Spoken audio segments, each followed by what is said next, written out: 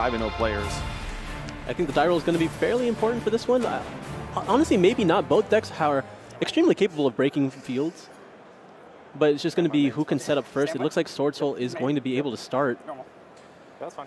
It looks like he's choosing to normal summon Ecclesia, Incredible Ecclesia the Virtuous. Incredible Ecclesia the Virtuous is effective. Yep, using the effect, tributing itself. Is there an Ash Blossom from Daniel? Doesn't seem like it. Looks like it's going to be able to resolve. Popping off its swords. So he had a copy of Moye in his hand. So obviously by doing this, you're able to summon a Moye from your deck and have the worm in your hand to reveal. Special summon Swordsoul and Moye. Yeah, that is the requirement, right? Not necessarily a one-card combo, but Looks like he has plenty. Emergence too also, yeah. A couple of copies. Oh no, it's a droplet as well. Thank you. Sometimes it's hard to tell the ultimate droplet versus Swordsoul Emergence. Nothing on Rose. So here's a question. This is not a question I've thought of recently. Are you going for the draw 2 combo with Swordsoul Swordsoul? Emergence. How popular do you think Nibiru is in the main deck right now? Or are you trying to make a safer play, search Longyun, and go into Barone? I imagine if he's activating Emergence here, then he is just going for the long first, and then he's going to try to keep it safe, go for Baron, which I think might not be potent enough against Unchained. I think I largely agree with that. I feel like if you're bringing this particular strategy, it might be worthwhile to try and go for the highest upside. And as powerful as Barone is, it feels like if that's your main point of interaction, it might not be enough. So you might as well go for the draw 2 play. Well, opting to just play it safe here, going for that level 10 synchro immediately. And this is the one thing, because sometimes is... Oh, no. No, it is. It is going to be the draw 2 play. Okay, going hyper-aggressive here. Synchro summon. I guess because you didn't have any Tenyis in your hand, you might as well do it first, get the draw now. Swordsoul Grandmaster Shishao. Yep. I will trigger some effects here. Yep. By doing it this way, he gets the draw 2 off of the Moye and the Sinister Sovereign. Swordsoul Grandmaster Shishao. Chainlink 2, Swordsoul Sinister Sovereign. Ching Longyun. Being very precise as to which Swordsoul monsters are being activated. Yeah, always good to be pretty clear as which effects you're activating, even though I don't think there's any other cards with those names. Or anything resembling those names. They're rather unique and long. So now he'll be able to search a copy of Blackout, which will combine really well with the Infinite Impermanence it looks like he has in his hand, and I think it was a Forbidden Droplet. It was Forbidden Droplet, yeah. Yeah, so he already has 3 points of interaction in his hand, and he just was able to draw 2 more. See, okay, this is exactly what I thought would happen. He drew 2 Tenyis, which is why if I'm going for this line, I would want to go for the Moye draw first. So if I draw any Tenyi and I can discard it for long and be able to use them, and then still have different synchro plays available. But then you'd be limited to only 1 draw, assuming you don't have access to Ashuna into Adhara to get the additional tuner/non-tuner field. Okay. I think there's just so many combinations that kind of get you there, and it just generates more resources, and it makes your Blackout a lot better, assuming you play something along the lines of Stunna. That's true. Stand my face. I think, like, now, Normal summon. if you're Daniel and you Torgal from see the Underworld, activate 3 effect. sets, you know one's Blackout, you kind of assume the others are Imperm type cards. So, which is correct here in this instance. It is, yes. So And yeah, potentially even Droplet, just considering the popularity of the card this weekend. Or, of course, Heavenly Dragon Circle is another specific card to the Swordsoul-based strategy that could be a set. I will activate Swordsoul Grandmaster Shishao. I will think So- on that. This Yeah, is- they cost real quick. Vanishing Moye. Ooh, look at this. He has a copy of Droplet himself. yeah, I was wondering if he wanted to lead with that Prosperity in his hand instead and just try to, but I guess he didn't want to have to give up another card. He can just use it here to give up the Tour Guide, forcing it to resolve because it's no longer be on the field for the Shishao to negate, and then be able to deal with the level 10 Tinker as well. Oh, interesting, Two from him. but why? So this is going to make it so that there's still a level 3 on the field that the Tour Guide resolves, because it's still going to negate the Shishao, but he'll have the 2 level 3s on the field. Yeah. So I think he's valuing that as opposed to the cards in his hand. I mean, one of the cards in his hand was the second copy of Tour Guide, which isn't especially useful. This is actually a pretty huge interaction point here, though, because that Infinite Impermanence is going to make it so that the Tour Guide still does not resolve. Yeah, he had a couple options there. He also had the option to chain Blackout, which would Activate remove one of Unchained his monsters Soul from the Triumph, field, which also would make second. Droplet not resolve. Oh, that's true, too. There's many points. And that one was on the table. Yeah. Can I reach him? It's just, at that point, there's no way for that version of the play No. to stop Tour Guide. So I guess this is the one, he's prioritizing making sure the Tour Guide doesn't resolve, which I think is correct here. If he wanted his Tour Guide to resolve, he needed to send it. That was the only option with the Forbidden Droplet cost.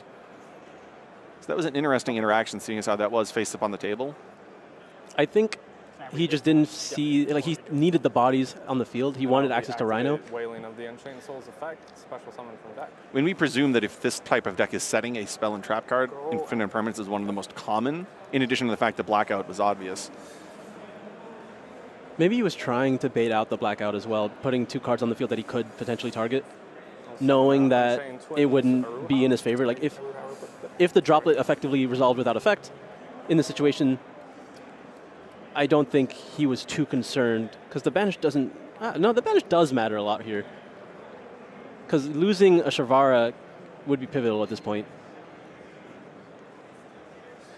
But yeah, Shyama was able to destroy the set Wailing, special summon himself to the field. Wailing is able to trigger, summon an Aruha from deck, and now likely you're just activating the Shyama on the field, targeting the Aruha to try to go after one of those sets, which is absolutely going to force a response here.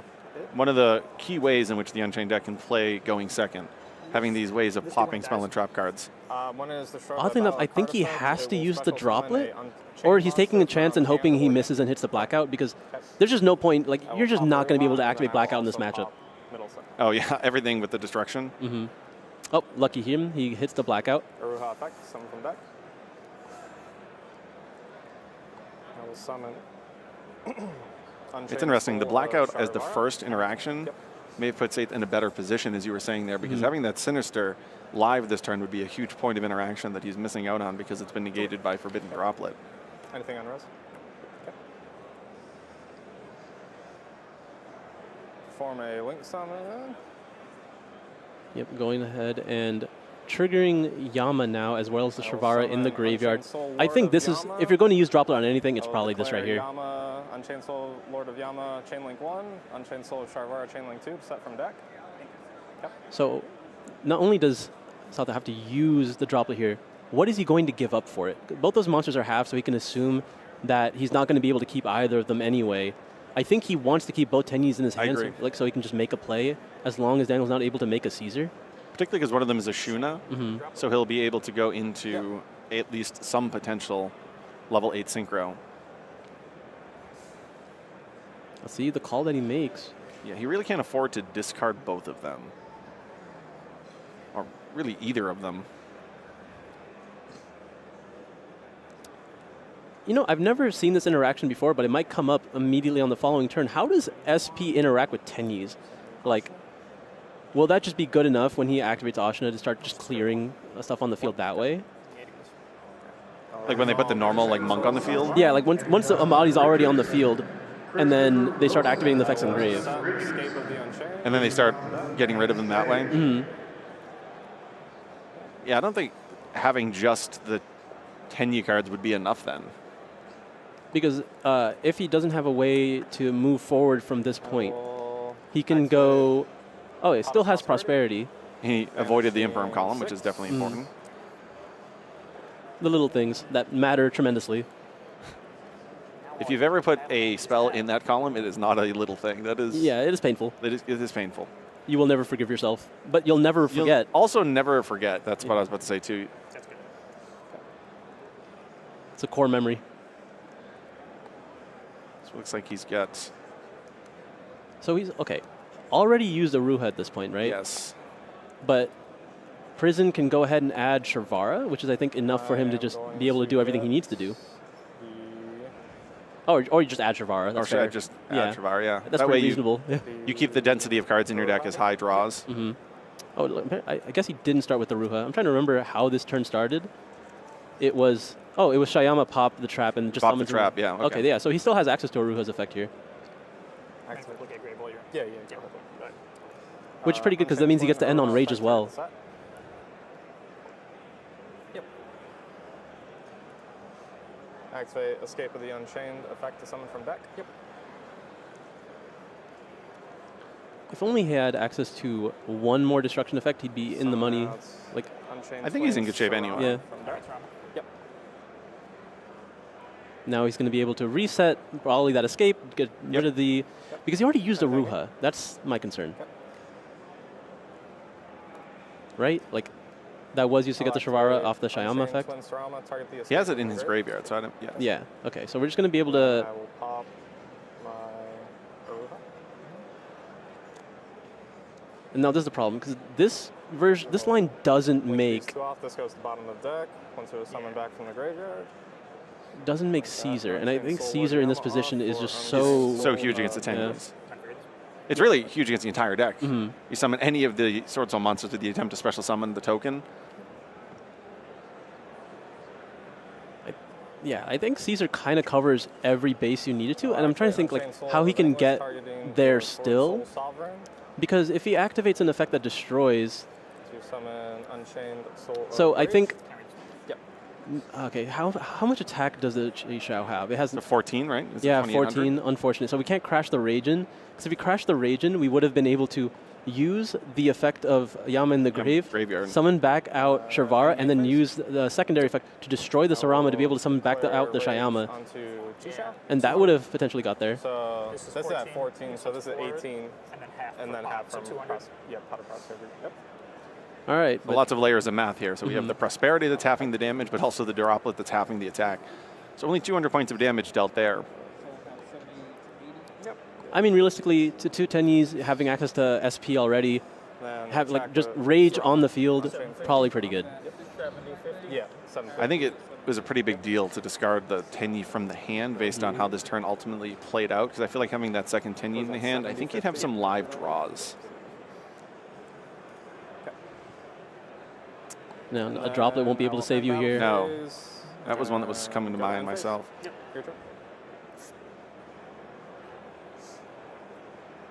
It looks like Emergence. That is normally very good. Not good into Rage. Like, there's just too many interruptions on the field at this point. There is. It's crazy what Unchained can do with so little. It's one of the reasons it's arguably, it's not quite percentage-wise this weekend, but one of the most popular decks over the course of the last month. Yeah, 4th place in popularity is pretty good so far, considering how many new decks there are for people to still be playing this deck as much. Powerful decks, too. Mm-hmm.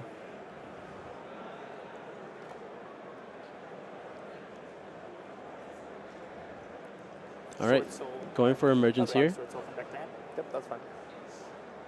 What do you think his win condition is at this point? If Daniel is just very lax with his use of the Rage here, maybe.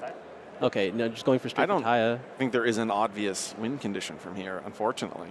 Like maybe it was something along the lines of like just search Long Yuan, activate Long Yuan, but like and then just hope Daniel doesn't do anything about it. But I just can't imagine I can't not imagine doing. that happening. I think the play was to have the second Tenyi in hand and then maybe try and do something with the two Tenyis that elicited a response, and then be able to top deck or draw a Taya, because then you could use that without having a Tenyi in hand. Exactly. This is another interaction that's pretty disheartening here, is the ability to destroy before Taya's effect is able to activate. Unlike Moyi, it is not an on-summon effect. All right, now what are we going to summon off Sarama here? You probably just want to keep value in any sense here. It would be at the very top of my deck. Unchained Twin. That one makes sense. Yep, I think Rakea makes a lot of sense because it keeps your Yama alive. Yep.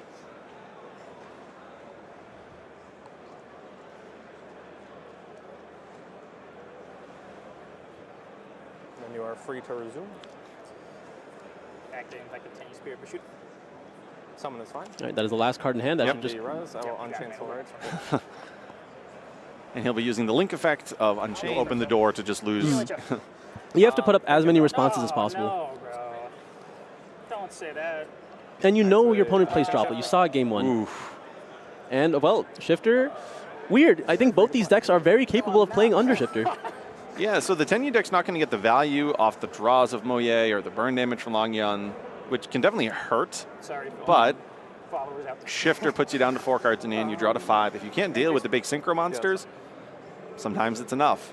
Alright, I'm the villain. It does look like Southend is capable of doing the exact same field if he wants to. Maybe just opting to go for Baron now because you have to deal with a lot less. You're not even worried about Sharvara like that anymore. Swordsoul. Yeah, Dimensional Shifter is definitely an interesting choice out of the Unchained strategy. Swordsoul strategist Longyuan. I think it makes a lot of sense. I think Shifter is a card the deck needs to play because it has such a hard matchup against decks like Tearlament. Like decks that can actually overwhelm it because, again, the main lose condition for Unchained when it goes first, or just in general, is when it doesn't make it to another turn. And the decks that can do that are the decks with higher output, and those decks are all cut off by Shifter. Does he have a blackout in his hand? It's hard to tell. But I think so. I think it was... Because that's a combo for his deck if he's able to discard the blackout off of the Longyun, because then you can just get the tuning, get the token off of the effect because it gets banished. Okay. I think he's just opting to keep as many resources as possible. Swordsoul point. And I think like he does have the blackout to reveal here, and it's the exact same. Real blackout. Yeah, it's the exact same openings so far. And it's exactly what you said. He clearly values having the blackout interruption, even though it's not as good as you would want against this particular strategy. Knowing that you're playing under shifter, putting up that many resources, or like that many interruptions rather, and Daniel has to deal with his own shifter, I think that might make all the difference here. The shifter might be doing more damage to himself than anything right now. Yeah, this is, again, like you said, if you're not anticipating playing against Swordsoul, and you happen to have a Dimension Shifter in your side deck, it's not the worst card ever, particularly if you decide something out that's really less than ideal in this matchup. And as a result, you have the situation where the player can still play under Shifter. Certainly they're not getting the additional draws, which can be frustrating, and the burn damage isn't done, but That's fine. I mean, this is a draw one search. That's plenty fine enough in most circumstances. Bad deck cards in your hand. Yeah, I don't know what I would be siding out to put in shifter in this matchup, because I think your matchup is generally already so strong. I want my main deck to seem as close to what it was as possible and just have as much gas as I can. And looking over Daniel's deck, I don't see a logical card to side out for Shifter that's just glaringly bad against Swordsoul. Like maybe Ash Blossom, but I'd still rather have Ash Blossom. I'd rather have Ash Blossom.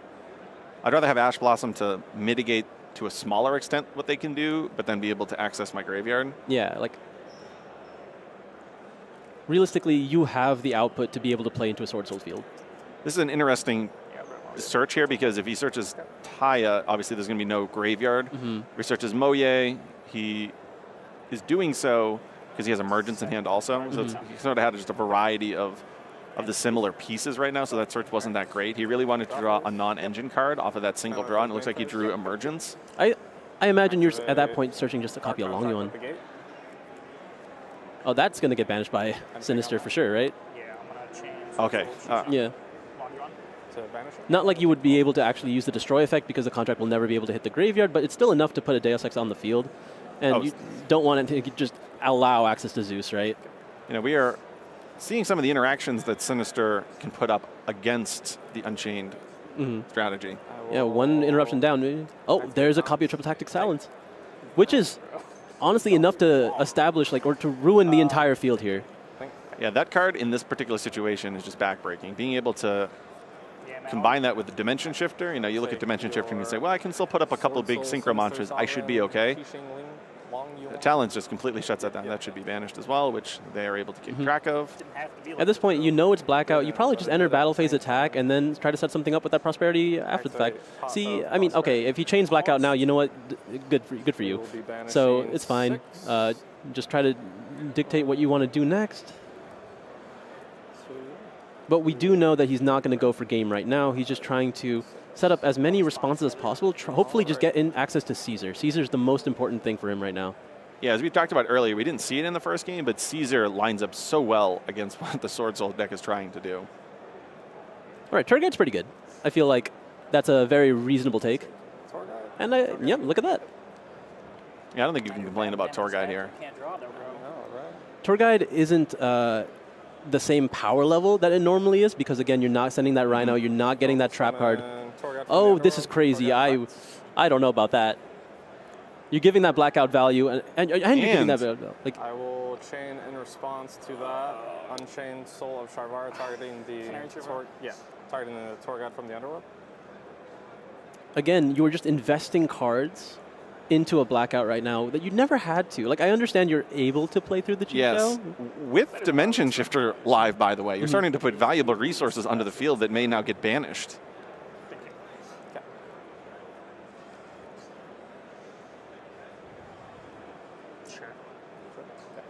All right, Tour Guide's gone. Shavara hits the field, and then we're going to be able to special summon another level 3 Fiend from the deck. So if you just blackout right here, how is he getting the Sinister off the field? Summon out. Is he just going to pass the turn here? Soul of Well, okay, at least he went for Rakea to try to play around that. He can just chain it to Okay. destroy. That's useful. One in hand. Yeah. Hope it's not a good card, man. It's pretty good. It's an Aruha. I mean, he's just going to have to force something out here. Enter battle phase. Likely just going to leave him with the Oh, no, okay, yeah, just Target going after Unchained those. Soul of Sharvara and the Okay. Rakea. If he's targeting the Rakea, it doesn't matter. Rakea's just going to be able to trigger. Blackout. Chainlink 1 Unchained Twin Rakea, summon from deck. Sure. Chainlink 2 blackout. Yep, Blackout's just going to be able to special summon a token. Will not remain on their field long, I imagine, but again, just have to make your way to Caesar. Or SP. SP is, honestly, not giving that card enough credit, but I know, sometimes it's just simpler just to go into SP than trying to find other roundabout ways of putting 2 level 6s on the field. yeah, and at this point, like, all it takes to make Rage is a monster as well as an Unchained Soul. So that's going to be the easiest way to get rid of, I mean, Going to summon unless you wanted to out make Unchained SP Twin naturally, which Sarama I doubt you would. on my deck. Interesting, going for the Sarama without a graveyard. Then you I'll can go activate Aruha to Unchained do- Twins, Aruha, targeting Unchained Twin Sarama. Yeah, like, again, really taking away from your recovery because losing the Sarama for the rest of the game, Yeah. you're not going to be able to recover that. That's a Yeah, that huge singleton point. Sarama effect, summon is from deck. huge. It's one of those things where if the field that he's able to establish isn't sufficient, we actually know that in his hand he has 2 extenders. He has the Emergence, and it looks like he has the We're going to Moye, summon He has or it looks the- like the Ecclesia rather. So the ability to make 2 plays could actually be critical on his another Unchained Twin upcoming Aruha. turn. Yeah, this makes sense. Going for another Aruha, the least valuable here. Yep, a card that you play multiple copies of. You don't mind if it gets banished. Yep, and now you can just make the Yama to make it. Just so you get some follow-up here. Yeah, I'm just going to add one. Yeah. Go ahead. I'm not quite sure what you even add at this point. Maybe just a Shavara. Yep, Yep, looks like that's what he's going for. and then you could just swing in for some damage. And add in even if it's Unchained halved. Soul of Sharvara. You don't have to link off my Longyarn, bro. You could just leave it there if you want. Trying to convince him to leave the Sinister on the field. I doubt it's going to happen. Yeah. That off. He asked nicely. He did ask very nicely. Out Unchained Soul of Anguish. Yeah. Okay, just going for Unchained Anguish Soul of here. Anguish effect, targeting the token. Losing the Anguish as well at this point. But, I mean, he does play multiple, which is interesting. But now going for Rage, able to attack for, what is it, 900 here?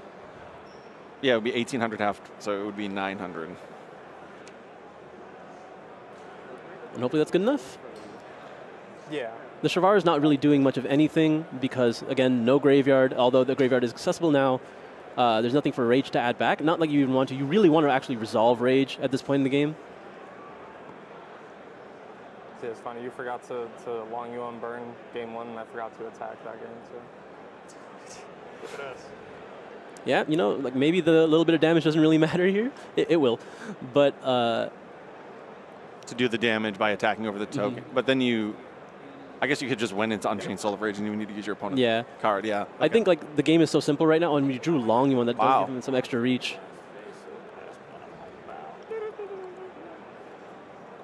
I mean, I guess you have to just lead with special summoning Ecclesia, and then see where that goes.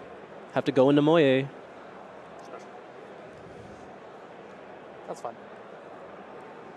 At the very least, I do think SP requires 2 effect monsters, so you're going to Yes. leave access to the token, which opens up the potential for a Tenyi in hand to do something.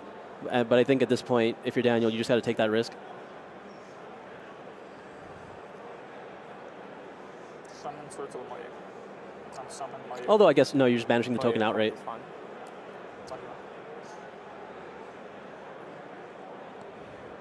On the resolution, Unchained Soul of Rage, target Moye. So here we see Yeah, Unchained Soul of Rage, utilizing the Moye as link material, cool too. going into Oh, man. Little Knight. SP Little Knight, target token. Yeah, Little Knight finally going to be able to get some value here. So this is the one interaction that Little Knight will just not have anything going for it, where Long Yuan is going to be able to discard from hand, activating in hand, and there will not be anything for Little Knight to banish, so he won't be able to tag them both out, Swordsoul Moye. which means as long as Sub doesn't use the effect of Long Yuan to burn. Oh, actually, he's just Could going you for just the go into normal. could you just go into Taya, attack, and then main phase 2? Yeah, that's also fine, because Taya has 1800 attack. 1800 I attack, he yeah. didn't commit his normal summon yet. No, that was the fact that he had Ecclesia specifically I special. was huge. It allowed him to save his normal summon. Battle phase. Yeah, this is exactly the line that makes the most sense here. Yeah, that's fine. 200. 66. Yep. Main phase 2. Yep. Now he's able to essentially full combo, or, like a very Relatively soft speaking. combo, but yeah. I mean, he's going to be able to search out the discard necessary for Longyan, so he can go into sort of the old play of having Barone and Shishao on the field. Yeah. Already had to use Emergence, so not going to get a whole lot of value there. Not going to be able to find any Tenyis. Except for the one you get off the Taya here. Oh, banish. Yep, that's fine.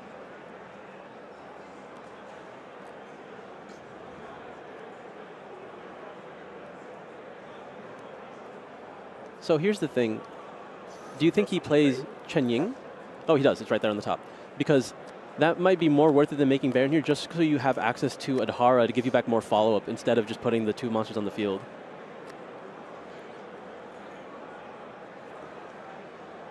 So you're talking about going into the...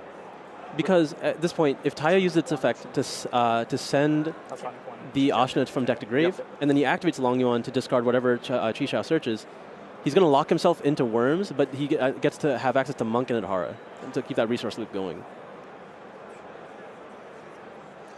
If he chooses to go that route. Yeah, if he chooses to.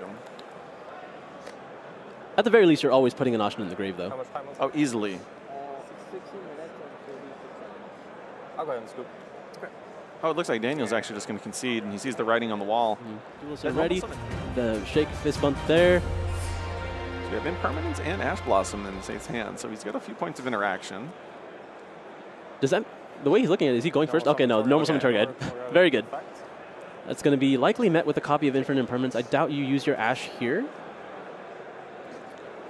But if you want to play around a copy of Sharvara, I was just about to ask that. What would you do? I think you likely want to keep Ash Blossom for that first effect of any Unchained in the grave. And it looks like that one's resolving. Oh, there's a Banshee in his hand. Oof. Okay. Okay. Oh, it looks like he Oh, devised too, the DDD.